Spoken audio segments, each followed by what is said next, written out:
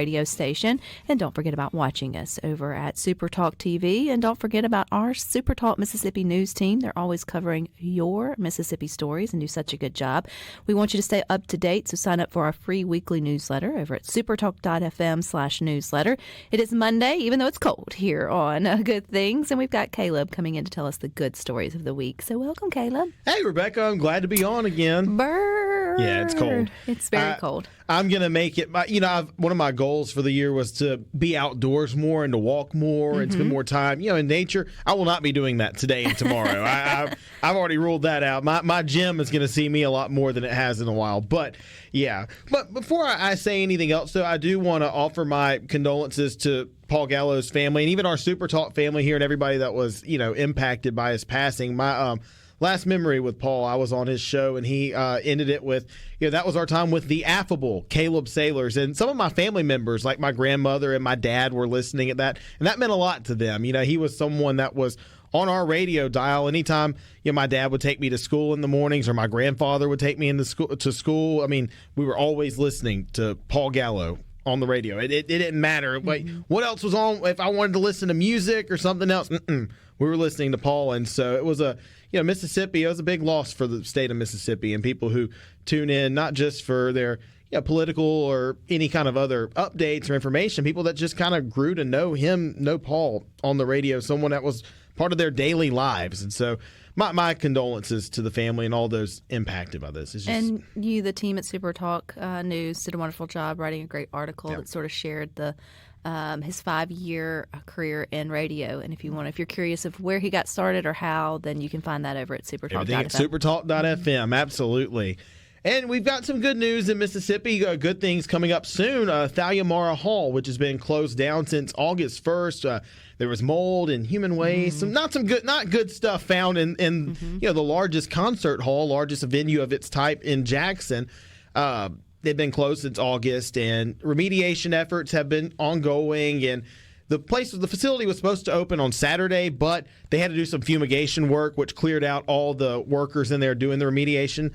And so they had to delay it, but we're expecting it to open this week. From city officials are saying hopefully sometime this week, Thalia Mara Hall will be able to reopen, so we can get our ballet back, we can get our concerts back, get our shows back.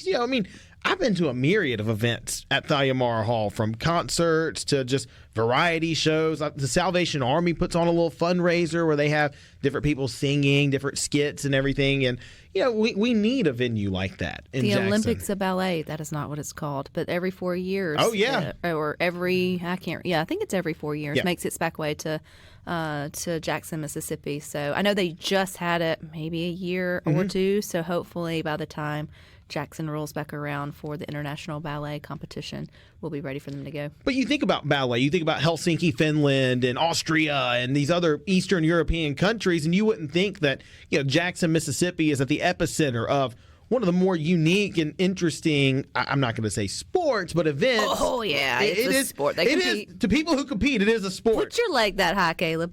No, thank you. I don't.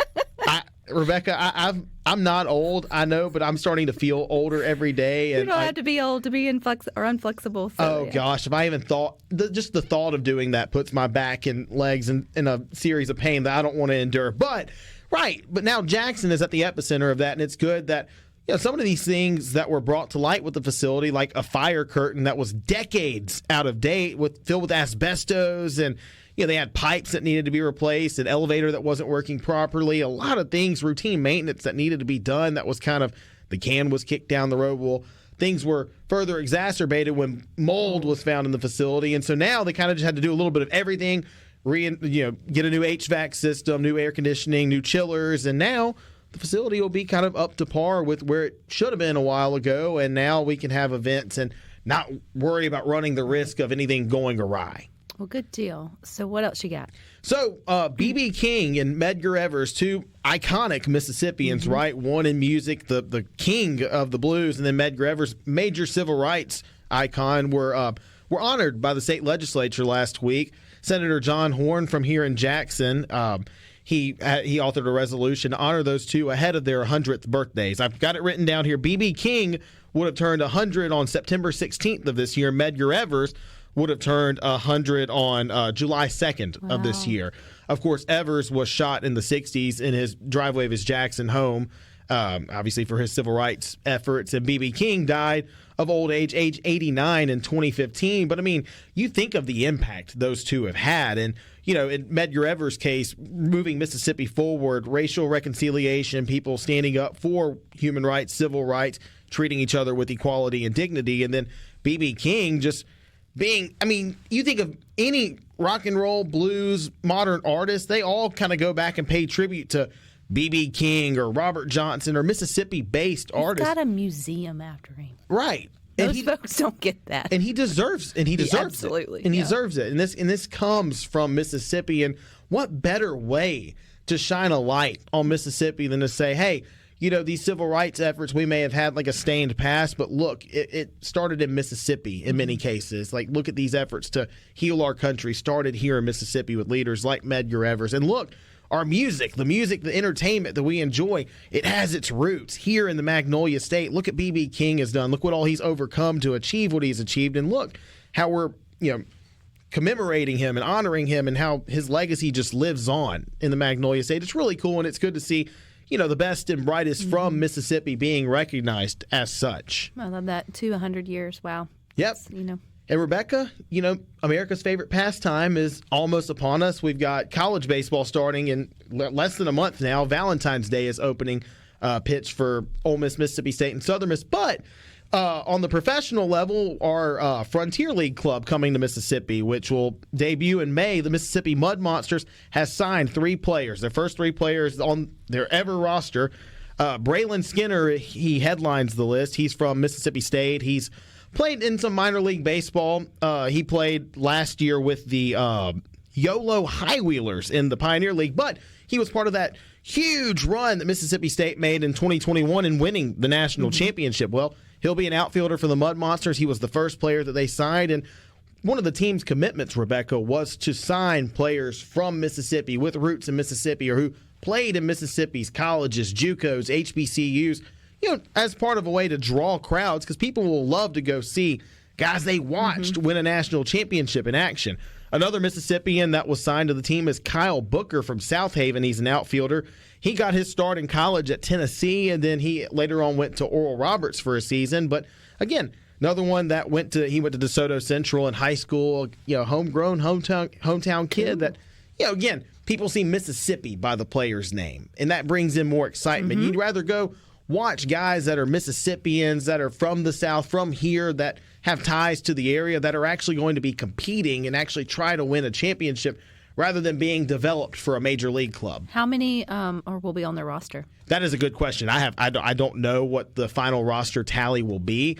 That'll be something I can ask their GM in the near future. Just curious. They got the first 3 is good. It's good first start. 3. And the other one, too, is Ryan Cash. He's an infielder from Texas, and he played at Oral Roberts in college. Oklahoma State and Oral Roberts in college, too. But he ain't from here. But not far from here, though. But the difference between the Mississippi Mud Monsters, though, Rebecca, and what we used to have with the Mississippi Braves, and nothing against the Mississippi Braves. I love going to Braves games, but the Braves, again, their job was to develop players for the Atlanta Braves. Right. To be a farm developer. Well, the Mississippi Mud Monsters, their goal is to win. Like, they actually care about winning because they're a Frontier League team, which is a major league partner organization, and these players can get signed by any professional team. So the Marlins could send in scouts, the Milwaukee Brewers, the New York Yankees, the Atlanta Braves, anybody. So they're not playing for a specific, under a farm league for a specific major league club. This is just like a free-for-all. Like, they're in a league.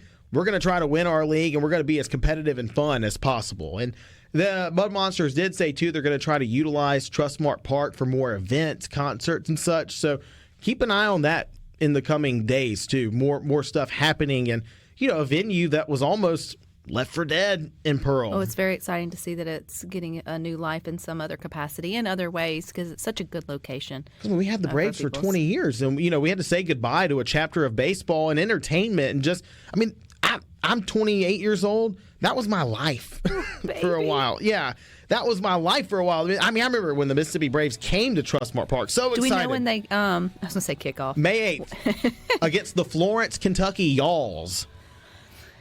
These names.